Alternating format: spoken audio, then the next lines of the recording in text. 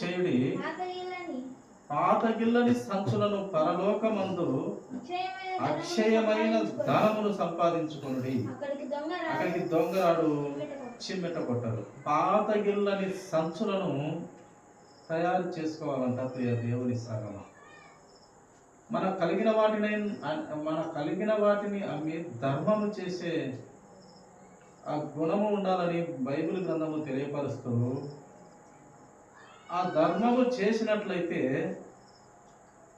నీవు ఆ ధర్మము చేసిన దాని ప్రతిఫలము నీవు ఎక్కడ పొందుకుంటావు అంటే పరలోక రాజ్యంలో పొందుకుంటావు. ఆ పొందుకునేది అంటే ఈ లోకంలో కాక పాతగిల్లని సంచులను పరలోకమందు అక్షయమైన ధనమును సంపాదించు. ఈ లోక ధనం అయితే దొంగతి కొనుపోతాడు, చిమ్మెట కొడుతుంది, ఒకనొక సమయము భూమి నాశనం అయిపోతుంది, లయమైపోతుంది అని దేవుని వాక్కులు ప్రవచనాలు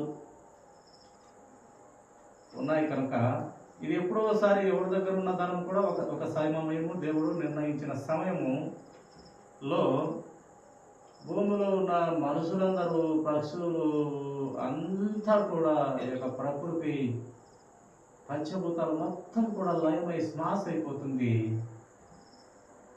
మనము ఏవైతే మన శరీరంతో దేవుడిచ్చిన ఆత్మతో శరీరాన్ని ధరించుకొని ఆత్మ చేసిన క్రియలు, మన శరీరం చేసినటువంటి క్రియలు మాత్రం మనము చేసినటువంటి ఆ క్రియలు మట్టు మనము అక్కడ తీసుకొని మోసుకొని పోతాం. ఆ క్రియల ఫలితమే మనకు అక్కడ యేసుక్రీస్తు ప్రభు వారు ఆ విశ్వన్యాయ తీర్పులో మనము ఫలితం పొందుకుంటాము. ఏ క్రియలతో మనం ఇక్కడ బ్రతికినామో ఆ క్రియల ఫలితం అక్కడ ప్రభు యేసుక్రీస్తు ప్రభు వారు అక్కడ మనకు తీర్పు తీర్చి ఏ క్రియల ఫలితం ప్రకారంగా ఏ దారి ఇవ్వాలో ఆయన అక్కడ మనకు ఇచ్చే దేవుడుగా మనకు కనపడతారు. కనుక పాతగిల్లని సంచులు ఈ లోకంలో అయితే లేవు. కొత్త సంచులు ఎప్పుడు పాతగిలిపోకూడదు. ఆ సంచులు అక్కడ నిలవ ఉంటుంది. ఆ యొక్క ప్రాంతమే పరలోక రాజ్యం. ఇక్కడ ఎంత సంపాదించి ఎంత మనం దాచిపెట్టినా, ఏ పెద్ద పెద్ద బ్యాంకుల్లో ఇతర దేశాల్లో ఎక్కడ దాచిపెట్టినా, ఏ రకంగా దాచిపెట్టినా, ఇది ఈ లోకము పాతగిళ్ళ సంచులే. పాతగిళ్ళ సంచులు ఏదంటే పరలోక రాజ్యం. ఇక్కడ ఈ శరీరంతో ఆత్మ జరిగించు ఈ క్రియలు నేర్చుకొని పోయి మనము అక్కడ ధనము సమకూర్చుకోవాలి. ఈ లోకంలో ధనము నీ వెంట రాదు. ఇక్కడ నువ్వు మంచి పనులు చేసినట్లయితే నీ క్రియల ఫలితము అక్కడికి ఎత్తుకొని పోగలవు. అక్కడ నువ్వు ధనము పరలోక రాజ్యంలో నీవు నేను అందరము కూడా ధనము అక్కడ సమకూర్చుకున్నట్లయితే అది మన అమ్మడొచ్చింది. దాని ఫలితం మనకు ప్రభువు దగ్గర ఉండే భాగ్యం, ఆ పరిశుద్ధులు ఉండే ధన్యత, ఆ నీతిమంతులుండే రాజ్యంలో మనము ఉంటాము. దానికోసం ప్రభు ఆయన మరణాన్ని కూడా ఆనందంగా స్వీకరించినాడు. మనిషి కోసం దేవుడు మరణాన్ని కూడా ఆనందించి, ఆయన శక్తివంతుడైన దేవుని కుమారుడు కనుక, సర్వశక్తిమంతుడు కనుక, మరణపు ముళ్ళు విరిచే దేవుడు కనుక ఆయన తిరిగి లేచి ఇది నా శక్తి, ఇది నా బలము, ఇలాంటి శక్తి బలము నీకు కూడా ఇస్తాను, నా కుమారుడా, నా యొక్క కుమార్తె, నా దాసుడా, లేక నా స్నేహితుడా, నా స్నేహితుడా, నా శిష్యుడా ఆయన ఎన్నో రకాలుగా మంచి పదాలతో ఆయన మనల్ని పిలుస్తాడు. కనుక ఆ లోకంలో సంపాదించుకుంటే ఈ లోకంలో మనం మంచి పనులు, దేవునికి ఇష్టమైన ఆజ్ఞలు చేయొచ్చు. ఆయన మాట చొప్పున బ్రతికే బిడ్డలముగా ఉండాలని గ్రంథము మనకు వివరిస్తూ, తెలియపరుస్తూ, బయలుపరుస్తూ ఉంది ప్రియ దేవుని సంఘము. హోషేయ గ్రంథము 6వ అధ్యాయము, హోషేయ గ్రంథము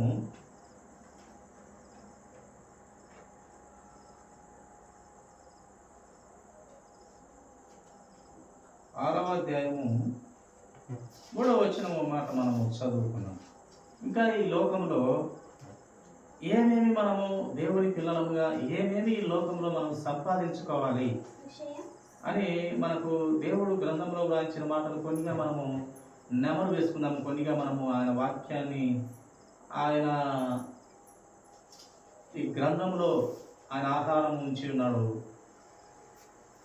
ఎంత మనము తింటే అంత మనకు బలముగా, ఎంత వాక్యాన్ని మనము హృదయంలో పెట్టుకుంటే అంత వాక్యం మనకు శక్తిగా దేవుడు ఇస్తూ ఉన్నాడు ప్రియుల. కనుక చూడండి, హోసేయ గ్రంథము 6వ అధ్యాయము 3వ వచనము మరొక మాట చదువుకున్నాము.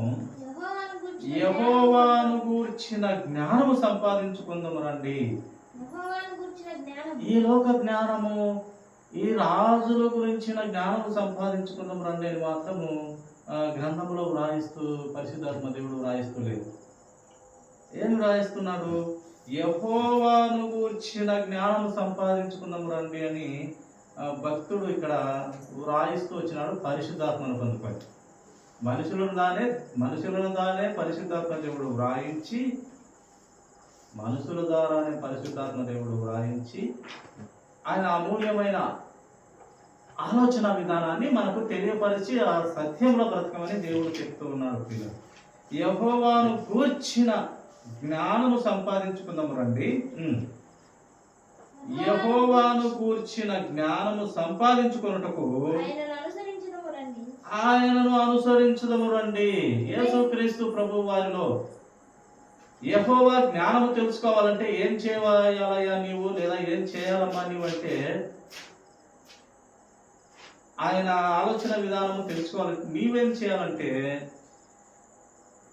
ఆయన యెహోవాను గురించిన జ్ఞానం సంపాదించుకున్నట్టుకు ఆయనను అనుసరించుదమనండి అని వాక్యము బయలుపడుతూ వచ్చింది. ఆయనను అనుసరిస్తే మనం ఆయన మాట విన్నట్టు, ఆయన జ్ఞానమును పొందుకున్నట్టు. ఆయనను అనుసరించుదము రండి. చదవమ్మా.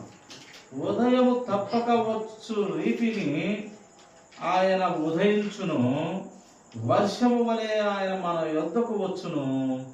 భూమిని తడుపునట్టి తొలకరి వర్షము, కడువరి వర్షము వలె ఆయన మన యొద్దకు వచ్చును. చూడండి, ఎన్ని సూచనలుగా ఆయన వాక్యం మన యొద్దకు వస్తుందంట. వర్షం మాదిరిగా వస్తుందంట.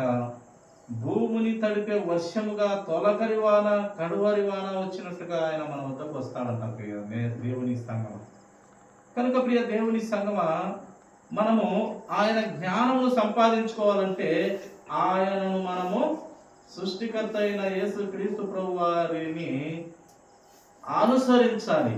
ఆయన మాదిరి జీవితము పెట్టిపోయాడు మన ప్రభువు ప్రతి ఒక్కరికి, అపోస్తలులకు సైతం, భూమి మీద ప్రతి భక్తుని కోసం, ఆయనను నమ్మి విశ్వసిస్తున్న ప్రతి భక్తుని కోసము ఆయన మాదిరి మాదిరి మాదిరి మాదిరి పెట్టిపోయినాడు. దేవుడై ఉండి మనుషులు కాళ్ళు కడిగి మాదిరి, గొప్ప మాదిరి పెట్టిపోయినాడు. దేవుడై ఉండి దేవుడు మనిషి కాళ్ళు కడగడం ఏంది? మళ్ళీ విచిత్రమైనటువంటి ఆలోచన. ఎంత తగ్గింపు దేవునికి! దేవుడు మనుషులు కాళ్ళు గడగడం ఎంత, మనుషులను ఎంత ప్రేమించాడు ప్రియ దేవుని సంగమ.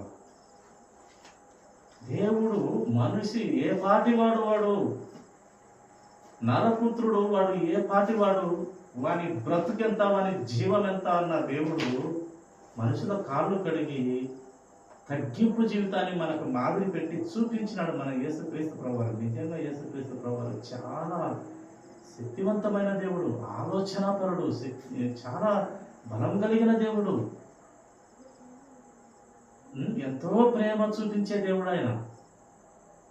ఆయన కన్నీళ్లు విడిస్తే ఆ కన్నీళ్లను ఆ పనికి ఆయన దయచూపు దేవుడు, కరుణించి దేవుడు. ప్రియ దేవుని సంగమం, ఆయన భూమిని తడుపునట్టు తొలకరి వర్షము, కడువరి వర్షము వలె ఆయన మన వద్దకు వస్తారంట ప్రియ దేవుని సంగమం.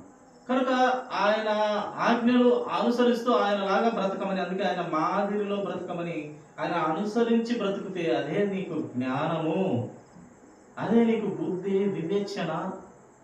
అప్పుడు నీవు పరలోక రాజ్యంలో పాత గిల్లని సంచుల్లో అక్కడ నీవు ధనము సమకూర్చుకుంటావు. అక్కడ ధనం సమకూర్చుకుంటే ఏ దొంగరాడు, ఏ చెమిట కొట్టదు.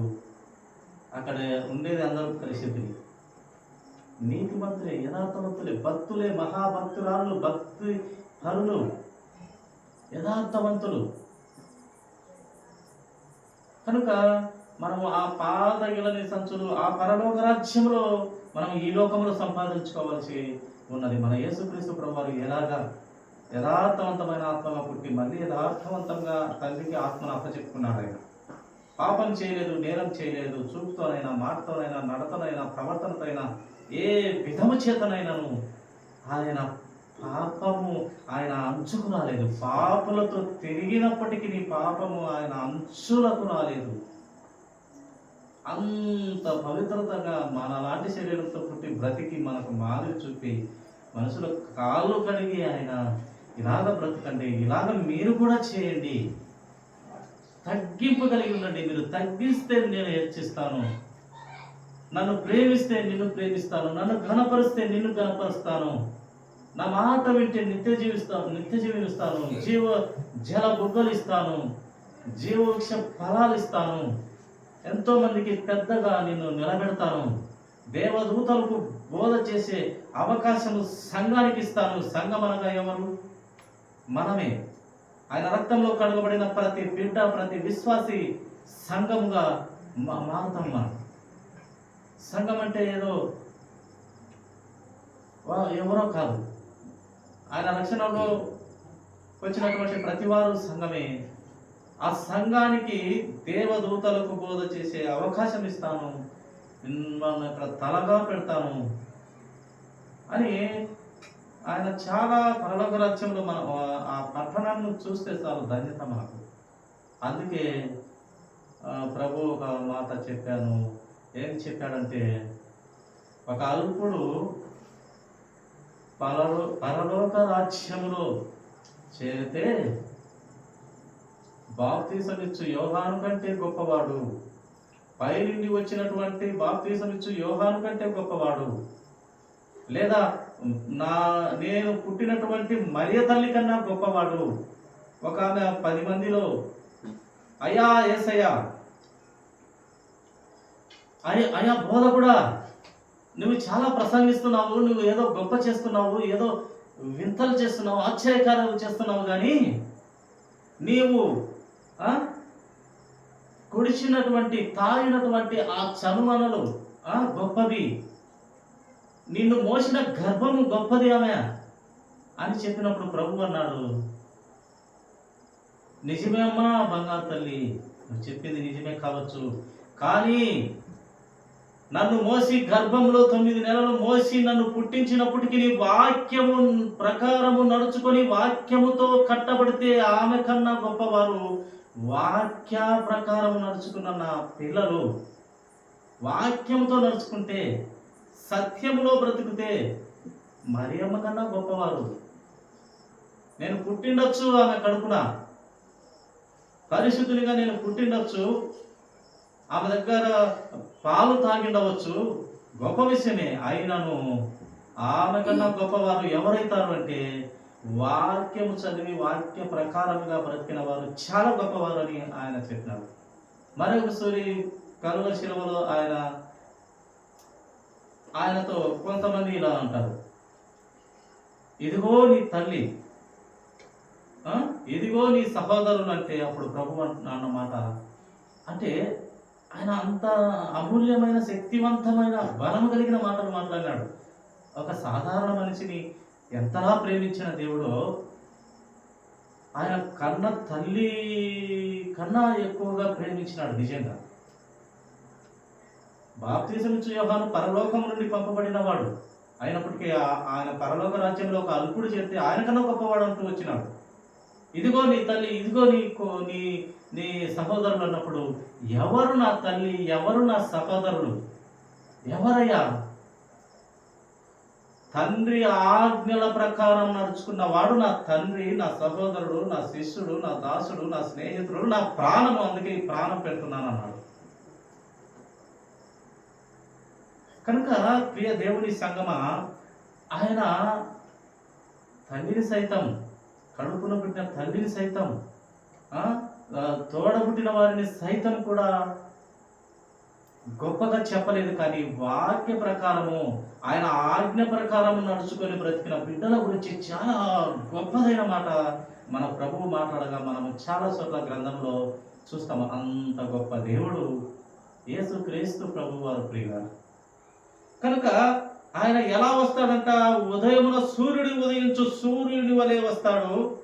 కడువర వర్షము, లాస్ట్ వర్షము, మొదటి వర్షము లాగా ఆయన వచ్చి భూమిని ఏ విధంగా తడుపుతాడో ఆ విధంగా మన యొద్దకు వచ్చుతున్నాడు మన యేసుక్రీస్తు ప్రభువారు.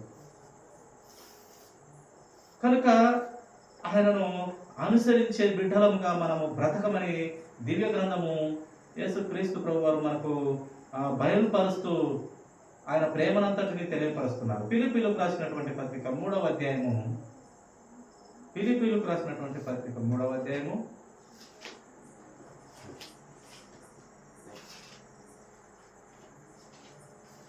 9వ వచనం మాట చదువుదాం చూడండి. మనం ఈ లోకంలో దేవుని పిల్లలంగా ఏమి సంపాదించుకోవాలో దేవుడు మనకు గ్రంథంలో వ్రాయించి తెలియపరుస్తున్నాడు. పరిశుద్ధాత్మ దేవుడు, మన యేసుక్రీస్తు ప్రభువారు, మన యెహోవా దేవుడు, మన తండ్రి అయిన దేవుడు. ఫిలిప్పీయులకు రాసినటువంటి పత్రిక అపోస్తలుడైన పౌలు గారు 3వ అధ్యాయము 9వ వచనము, క్రీస్తును సంపాదించుకొని ధర్మశాస్త్ర మూలమైన నా నీతిని గాక క్రీస్తునందలి విశ్వాసము వలనైన నీతి అనగా విశ్వాసమును బట్టి దేవుడు అనుగ్రహించు నీతి గలవాడునై ఆయన యందు అగపడు నిమిత్తము.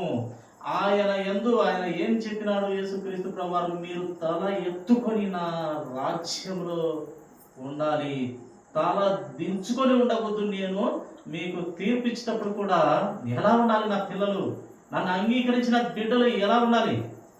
తల ఎత్తుకొని నా ప్రభువు నేను అనుసరించిన భూమి మీద బ్రతికిన బ్రతుకును చెప్పబోతున్నాడు. నేను దేవుని చక్కగా అనుసరించి బ్రతికినాను, నా గురించి చెప్పబోతున్నాడు నా యేసయ్య అని తల ఎత్తుకొని బ్రతికే బిడ్డలుగా అక్కడ నాకు కనపడవాలంటే మీరు ఇక్కడ నా మాదిరిలో బ్రతకండి, లేదా అపోస్తుల బోధలో బ్రతకండి, క్రీస్తును ధరించుకొని బ్రతకమని చెప్తూ ఉన్నాడు ప్రియుల. క్రీస్తునందలి ఆయన ధర్మశాస్త్ర మూలమైన నీతిని గాక, ధర్మశాస్త్రము అక్షరము సంపును కానీ ఆత్మ జీవింపజేయును అన్న మాట ప్రకారము ధర్మశాస్త్రం కాదు, క్రీస్తునందలి విశ్వాసంలో మనము బ్రతకాలి. ధర్మశాస్త్రము చేయలేనిది ఎవరు చేశారు నాయన? ధర్మశాస్త్రము మన యెహోవా దేవుడు మోషే గారికి ధర్మశాస్త్రమును రాయిస్తూ వచ్చినాడు. ఇలాగా ఉండాలి ఆజ్ఞ, ఇలాగా ఉండాలి ఆజ్ఞ అని ఎన్నో ఆజ్ఞలు ఆయన రాయిస్తూ వచ్చినాడు. ముఖ్యంగా 10 ఆజ్ఞలు, ఇంకా చాలా ఆజ్ఞలు, 613కు పైగా ఆజ్ఞలు రాయించినాడు ధర్మశాస్త్రమును. కానీ ధర్మశాస్త్రము చేయలేని దానిని మన యేసు క్రీస్తు ప్రభువారు చేసి నిరూపించి ఎంతో లోకమును ప్రేమించిన మాటను ఆయన నెరవేర్చినాడు ప్రియుల. సంపూర్ణ మానవుడైపోయినాడు ఆయన.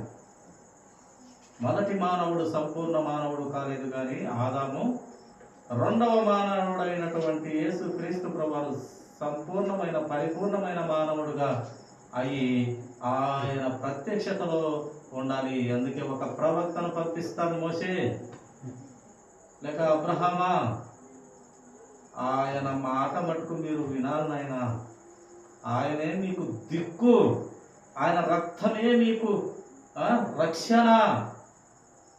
అందుకు ఆయన పంపించినాడు. ఆ మాటను బట్టి వాళ్ళు ఎంతో ఆశతో మా కాలంలో వస్తాడు యేసయ్య, మా కాలంలో వస్తాడు యేసయ్య, మెస్సయ్య మేమే చూస్తామని భక్తులు ఎదురు చూసినారు. కానీ వాళ్ళు ఎవరు చూడలేకపోయింది. కానీ సుమయోను కన్నులారా చంటి బిడ్డలు యేసయ్యను ఎత్తుకొని, అయ్యా నీ రక్షణను నేను చూసి తిని,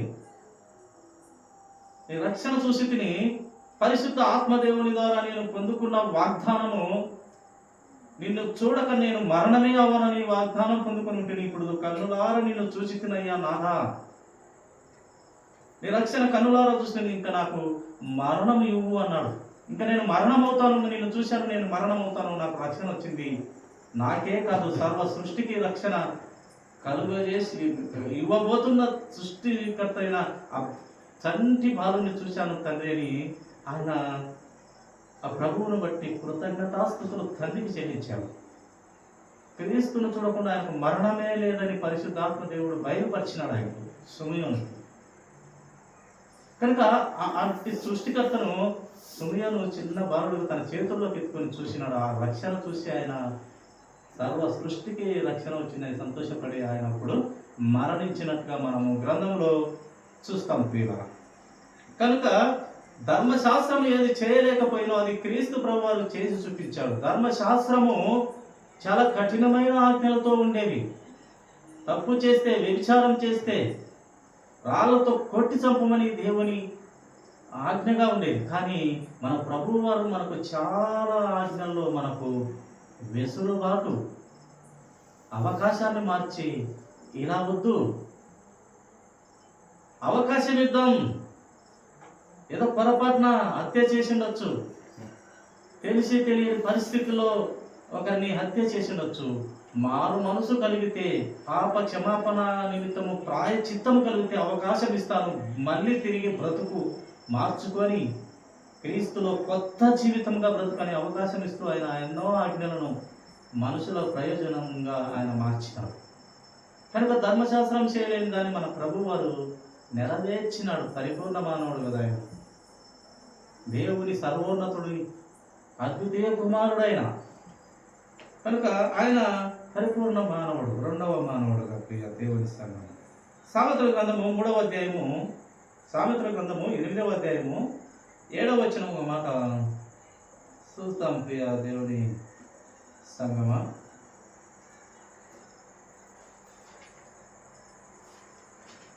8వ అధ్యాయము 7వ వచనం ఒక మాట మనం చూస్తాము. నా నోరు సత్యమైన మాటలు పలుకును, దుష్టత్వము నా పెదవులకు అసహ్యము. భక్తుడు తెలియపరుస్తున్నాడు, జ్ఞానంతో కూడుకున్నటువంటి భక్తుడు తెలియపరుస్తున్నాడు, నా నోరు సత్యమైన మాటలు పలుకును, దుష్టత్వము నా పెదవులకు అసహ్యము. యోబు గారు అన్నట్టు చెప్తున్నాడు మన భక్తుడు.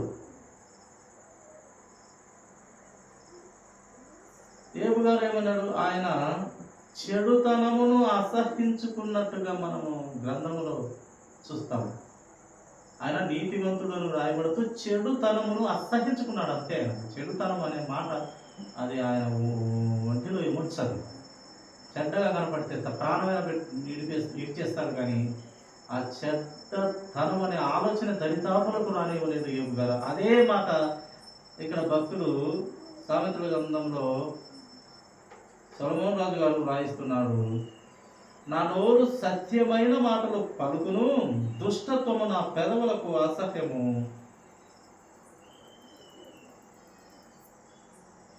అని మనకు తెలియదు. కింది మాట కూడా, నా నోటి మాటలన్నీ నీతి గలవి, వాటిలో మూర్ఖత్వమైనను కుటిలత అయినను లేదు. భక్తులు అంటే ఇలా ఉండాలి. పూర్తి దేవుణ్ణి ధరించుకోవడం అంటే ఏదో దేవుని మందిరాల్లో లేక సభల్లో లేక వాక్యం చెప్పేటప్పుడు 4 మాటలు చెప్పి మళ్ళీ ఇంటికి వచ్చి దరిద్రమైన బ్రతుకుగా లోకంలో కనపరచడం కాదు. ఎప్పటికైనా అప్పుడు కానీ ఎక్కడైనా కానీ ఎప్పుడైనా కానీ క్రీస్తును ధరించుకొని బ్రతుకుతూ ఉండాలి. అంటే ఏ విషయం మాట్లాడినా కూడా క్రీస్తు గుర్తుకు రావాలి. ఈ మాట క్రీస్తుకు ఇష్టమేనా, ఈ మాట పలకబోతున్నాను, ఈ పదం పలకబోతున్నాను, క్రీస్తు దీన్ని సమ్మతిస్తాడా, దీన్ని ఒప్పుకుంటాడా అనే కోణంలోకి భక్తుడు కానీ విశ్వాసి కానీ ఆయన రక్తంలో కడిగిన ప్రతి బిడ్డ ఆలోచన చేయమని గ్రంథం మనకు తెలియాలనే దేవుడు భక్తుల ద్వారా ఈ మాటలు గ్రంథంలో పొందుపరిచినాడు ప్రియ దేవుని సంగమ. అదే సామెతల గ్రంథము 16 ఒక మాట మనము చూస్తాం ప్రియులారా. 16వ అధ్యాయము 16వ వచనం. అపరంజిని సంపాదించుట కంటే జ్ఞానమును సంపాదించుట ఎంతో శ్రేష్టము. చూడండి, మనం ఈ లోకంలో అయితే ఎంతో బంగారు సంపాదించాలని ఆశపడతాం, కానీ దివ్య గ్రంథము దేవుని పరిశుద్ధాత్మ దేవుడు రాయించిన మాట ఏం చెప్తున్నాడు? అపరంజి కాదు సంపాదించేది, జ్ఞానమును సంపాదిస్తే శ్రేష్టం. అది అపరంజి కాదు. లోకంలో తగు మాత్రము ఆశ ప్రతి మనిషికి ఉండేది, తగు మాత్రపు అలంకరణ ప్రతి మనిషికి ఉండాలని కూడా చెప్పినాడు. కానీ తగు మాత్రము కాక ఎక్కువగా ఆలోచన పడితేనే వద్దు అని దేవుని వాక్యం మనకు ఖండిస్తుంది, వివరిస్తుంది, తెలియపరుస్తుంది. కనుక దేవుని సంగమా, జ్ఞానము సంపాదించాలి. అపరంజి దానికంటే ఏందయ్యా శ్రేష్టమైనదంటే దేవుని సంపాదించుకుంటా, జ్ఞానమును సంపాదించ. ఆ జ్ఞానము ఎవరంటే మన యేసుక్రీస్తు ప్రభువు. అందుకే ఆయనను ధరించుకోవాలి. ఇందాక మాటలో కూడా ఆయనను ధరించుకొని మనము బ్రతకాలి. ఆయనను పోల్చుకుంటూ మనం బ్రతకవలసిన బిడ్డలుగా వాక్యము తెలియపరుస్తుంది. ప్రియుల, వెండిని సంపాదించుట కంటే తెలివిని సంపాదించుట ఎంతో మేలు. వెండి సంపాదించే దానికంటే తెలివి సంపాదించుకుంటా మేలు అని మనకు ఎన్నో అమూల్యమైనటువంటి మాటలు గ్రంథంలో మనకు తెలియపరుస్తాయి. ఇంకా మనము దేవుని పిల్లలుగా దేవుని ఆలోచన మనం ఎలాగా ఉండాలనో తెలియపరుస్తుందో కొన్ని మాటలు చూడండి. మొదటి తిమోతికి రాసినటువంటి పత్రిక, తిమోతి మొదటి పత్రిక 6వ అధ్యాయము 11వ వచనము, దైవజనుడా, నీవైతే వీటిని విసర్జించి నీతిని, భక్తిని, విశ్వాసమును, ప్రేమను, ఓర్పును, సాత్వికమును సంపాదించుకున్నట్టుకు ప్రయాసపడము. దైవజనుడా, దేవుని అంగీకరించిన బిడ్డ, దేవుని రక్తంలో కడవబడినటువంటి బిడ్డ, విశ్వాసురాలా, ఓ విశ్వాసుడా, నీవైతే వేటిని విసర్జించాలి అంటే పనికిమాలినేటిని విడిచిపెట్టి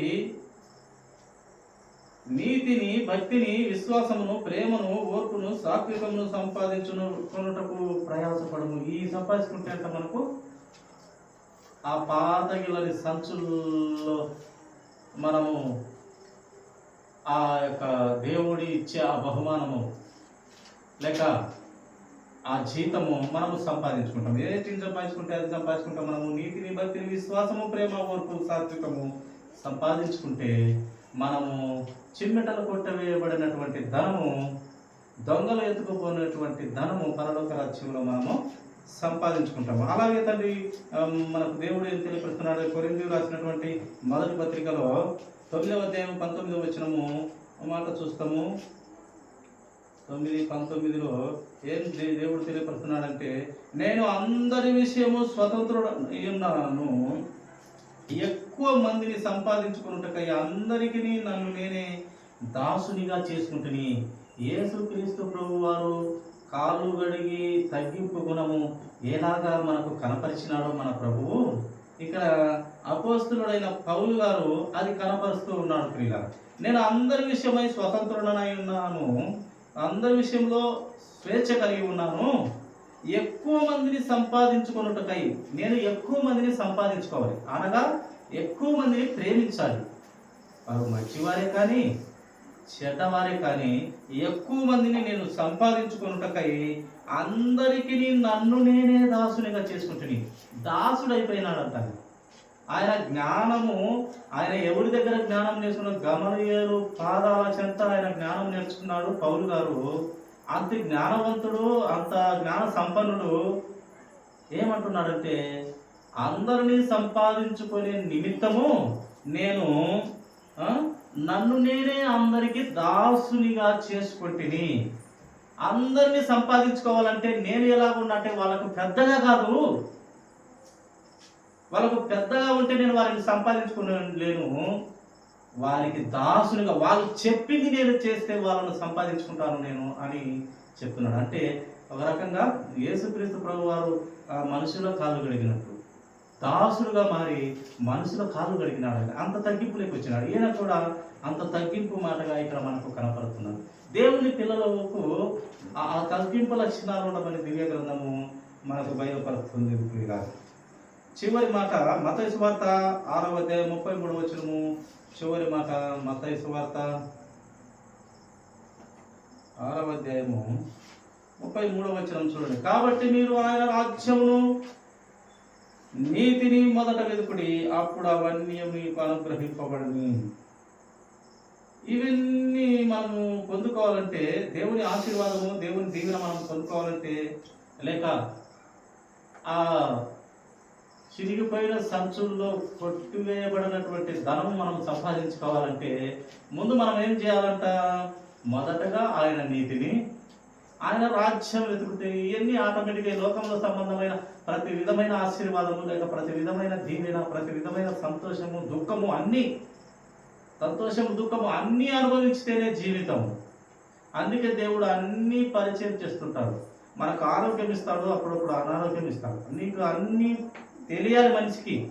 ఎప్పుడు ఆరోగ్యంగా ఉంటే నీకు అనారోగ్యత ఉన్నప్పుడు నీవు తట్టుకునే జ్ఞానము, లేక ఇంట్లో మరణం అయితే నువ్వు తట్టుకునే కెపాసిటీ దేవుడు అతి ఆదరణ నీకు కలగనికి మరణాలు ఇస్తాడు, వ్యాధులు పెడతాడు, కుటుంబంలో మరణాలు అవుతాయి, ఇరుకులు జరుగుతాయి, ఇబ్బందులు జరుగుతాయి, సంసారంలో ఆర్థిక సమస్యలు, కుటుంబ సమస్యలు, ఎన్నో ఇబ్బందులు గురి చేస్తూ ఉంటాడు. నీకు అన్ని తెలపనీకి ప్రియ దేవుని సంఘం కనుక వీటినన్నిటిని ఆటోమేటిక్గా దేవుడు ఇస్తాడు. కానీ నువ్వు చేయవలసింది ఏంటంటే మొదటిగా ఆయన రాజ్యము, ఆయన నీతిని ఎతికితే ఆటోమేటిక్గా ఇవన్నీ కూడా ఆయన నీకు ఇస్తాడు అని దివ్య గ్రంథము రాయిస్తూ వచ్చినాడు. కనుక దేవుని పిల్లలకు ఉండవలసినటువంటి లక్షణములు కొన్నిగా మనం చూసుకున్నాం. ఈ లక్షణములు మనము పొందుకొని దేవుని వాక్య ప్రకారము ఒక అల్పుడు పరలోక రాజ్యంలో చేరితే యోహాను కంటే గొప్పవారు, నా తల్లి కంటే గొప్పవారు మీరు. అయితే దేవుని ఆజ్ఞలు పాటించాలి, ఆయన మాట వినాలి. ఎవరు నా తల్లి, ఎవరు నా సహోదరుడు?